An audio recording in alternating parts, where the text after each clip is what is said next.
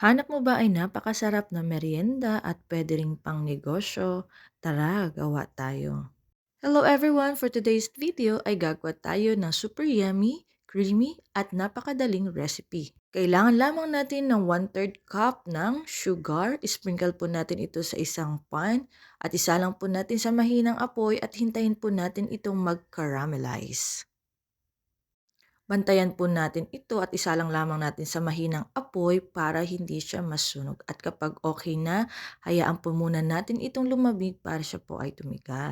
Kumuha naman tayo ng 2 itlog, 2 cup ng coconut milk, 1 can ng condensed milk, kahit na anong brand po, pwede yan, 2 cup ng glutinous rice, at 1 teaspoon ng vanilla extract. I-mix po natin itong mabuti hanggang sa matunaw po yung glutinous rice na ating inilagay. Kapag smooth na, ganyan na po itsura, ay ibuhos na po natin ito doon sa pinalamig natin na caramelized sugar. And then, i-cover din po natin ito ng aluminum foil at isa lang po natin ito sa mahinang apoy for 45 to 1 hour. I-steam po natin ito para maluto yung mixture na ating ginawa. Pagkalipas nga po ng 1 oras ay ganyan na po yung kanyang naging itsura, luto na po siya. Hayaan po muna natin itong lumamig, saka po natin ito alisin sa pan. Isalin po natin siya sa isang lagayan. Ako po nilagay ko siya sa isang malaking plato. At ganyan na po yung kanyang naging itsura. Napakasarap, grabe. Tingin mo pa lang talagang matatakam ka na. Nag-add pa nga po pala ako dyan ng cheese sa ibabaw.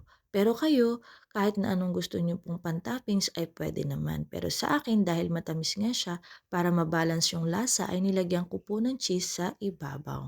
Mo na rin po ito sa iba para malaman nila na meron palang ganitong pang-merienda at the same time, pwede din po nilang pang-negosyo. Ayan na po ang result ng ating nagawa. Grabe, nakakatakam talaga. It's Tikiman time! Ang lasa nga po pala ng aking nagawang recipe for today ay lasa siya ng leche plan. Pero ito po ay version na malagkit.